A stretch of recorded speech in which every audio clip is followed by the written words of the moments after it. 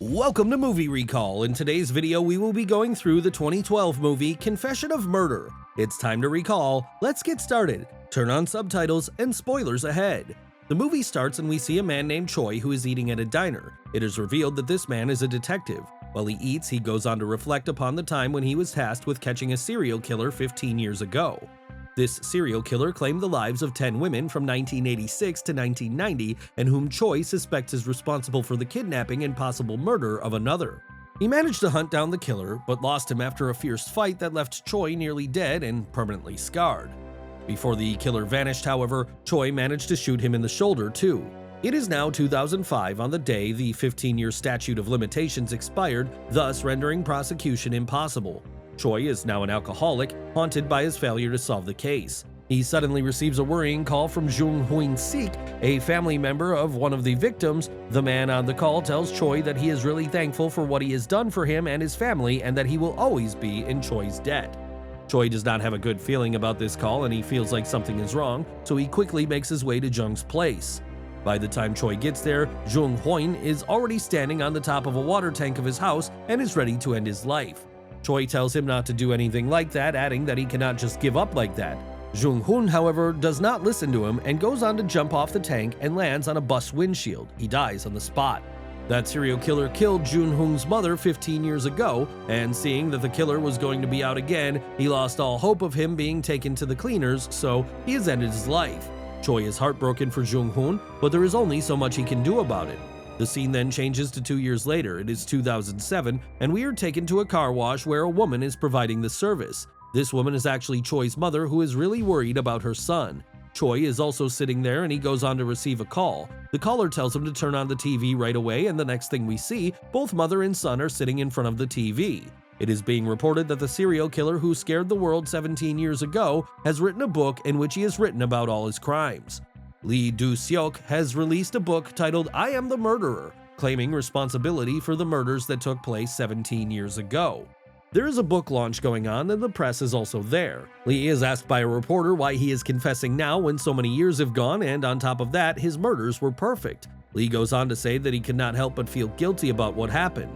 Lee then goes on to say that he is sorry to Choi for what he did to him. He says that he touches his face, indicating that he is talking about the scar he gave to Choi. From the looks of it, this man does not seem to be feeling guilty for what he did because he keeps smirking. Lee then goes on to take off his shirt in front of everyone and shows that the bullet fired by Choi is still in there. Lee then goes on to see the family members of the ones he killed, and one of the family members even goes on to slap him. Lee's book turns out to be hot selling because of the author's charming looks and his claims of repentance for his crimes. Choi then goes to see his friend, who tells him that Choi has written about all the incidents in detail in this book.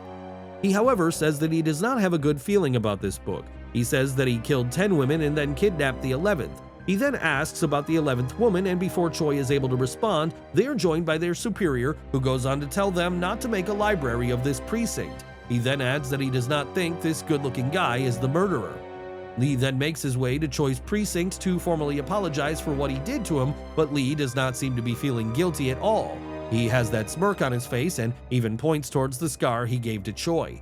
Choi gets angry and goes on to throw noodles on his face. The scene then changes to a man named Kang, who is approached by a rich lady named Hanji. She takes him to a big but old house. The woman then goes on to scold Kang, and the next thing we see, Kang is standing in the backyard as he pees.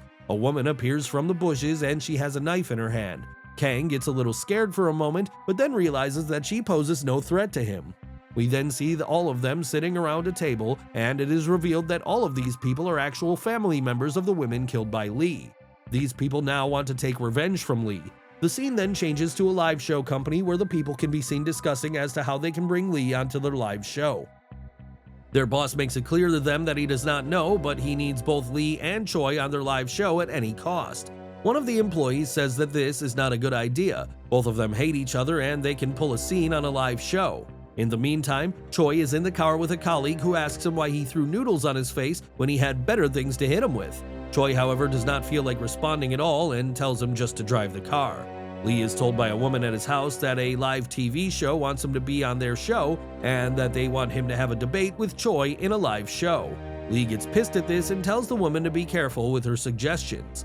That scene then changes to the family members gathered in the old house. They all want to kidnap Lee and kill him brutally, but Kang says that he is not yet ready to do it. This is when the hunter woman with the knife tells him to shut up. She says that she is well aware that Kang wants to kill him as much as anyone at the table. Choi, on the other hand, goes on to see an old doctor. He wants to check in with the doctor because Lee killed this doctor's daughter too. Choi tells him to stay hopeful and not lose heart, but the doctor tells him that Choi himself is as much anxious about Lee as anyone. He tells Choi that they could have easily eliminated this man, but they chose not to do it. Lee, on the other hand, goes on a book signing event with his crew, but some people throw eggs at him. They get out of there. Choi also gets there, but he is stopped by Lee. Choi goes on to ask him how does it feel to serve a sadistic killer like Lee, but they do not give him any response. The family members of the victims keep up their discussion as they plan to kidnap Lee. One of them says that Lee lives in a hotel and he goes for a swim every day on the same time. Han-ji then tells this old man that he is going to have to put something in the pool and then puts a bucket in front of him. The old man pretends to be a pool cleaner the next day, and when Lee jumps into the pool for a swim, he goes on to pour the bucket into the water, which is full of snakes. Lee is attacked by these snakes, but his guards manage to pull him right out. They then put him in an ambulance, having no idea that the ambulance and the staff is fake. These people are actually the family members of the victims. It is later revealed that Lee has been kidnapped. Choi receives a call when he gets to know that the serial killer has been kidnapped. Choi says that he deserves worse. Choi, however, has to perform his duty, so he decides to follow the ambulance that has taken Lee. Just as he lays eyes on the person driving the ambulance, he recognizes him because he of course has seen the man before. Lee then gains consciousness in the meantime, and when Choi hits the ambulance from behind with his car, the door of the ambulance opens and Lee ends up on the bonnet of Choi's car. Kang, however, does not want to let Lee get away like that. He jumps on Choi's car and goes on to grab Lee. He tries to kill him there, but a fight starts and Kang somehow manages to drag him back into their own van and they drive on. Choi then makes his way back to his precinct where he tries to get to know where the family members must have taken Lee. The news on every TV channel is about the kidnapping of Lee, and they want Choi to make a comment on that. However, Choi refuses to give any remarks on what's going on. Choi now has no idea how to track these guys. As he tries to think of a way he can find a lead, he receives a call from one of his colleagues. He tells Choi that he has a guy who can help him track the family members, so Choi tells him to track them and not to call him about this matter again and again. They are given a location, and the next thing we see, Choi and his colleague are on their way to the location given to them. The scene then changes to the house where the family members of Lee's victims are torturing him. Choi is wearing night vision goggles, so he right away goes on to take out the electricity connection of the house, and it is dark everywhere. He takes advantage of these night vision goggles and manages to get Lee out of there. The next day, Lee is in a hospital where he is approached by some reporters to whom he tells that his kidnapping has been done by some jealous friends. He tells the reporters that he is not going to press any charges on these guys, but it is not revealed why Lee does not reveal the truth about the family members of his victims. The next day, Han-ji makes her way to the precinct where Choi sees her. He feels ashamed because he knows Han-ji is a mother who lost her daughter to Lee, and he did not allow her to take revenge for her daughter's murder. Choi feels ashamed and his head goes down when he sees her. She, however, comes up to him, slaps him, and goes away. A television station then finally managed to invite both Choi and Lee to be on a debate show to discuss the case. A lot of people think that this killer is actually just a pretender and that he has written this book to get famous and make money. A daughter of one of the victims heads there to kill Lee. During the show, a man calling himself Jay calls in to speak to Lee and reveals that he knows many personal facts about Choi, which comes as a surprise to everyone out there. Choi now starts suspecting of this man as the real murderer, and this is when Jay himself drops a bombshell saying that he is in fact the real killer. He tells Lee to stop making a fool out of everyone. Choi then goes to trace the call. The scene then changes to the victims' family members, and one of them says that if Lee is not the real killer, then they are going to get in a lot of trouble because his daughter is currently outside the studio and she is going to shoot Lee dead. So Lee is shot when he leaves the studio, resulting in him being hospitalized again. The phone call is traced to Choi's mother's house, where Jay has left a videotape with footage of the 11th victim, Soo-yoon, being tied up and killed. It turns out that she was also Choi's girlfriend. Upon analyzing the contents of the tape, Choi calls for a press conference to tell the public that despite all this, it cannot be determined whether Lee or Jay is the killer. Lee, on the other hand, continues to insist that he is the real killer, and another television debate is arranged between him, Choi, and Jay to settle the matter once and for all.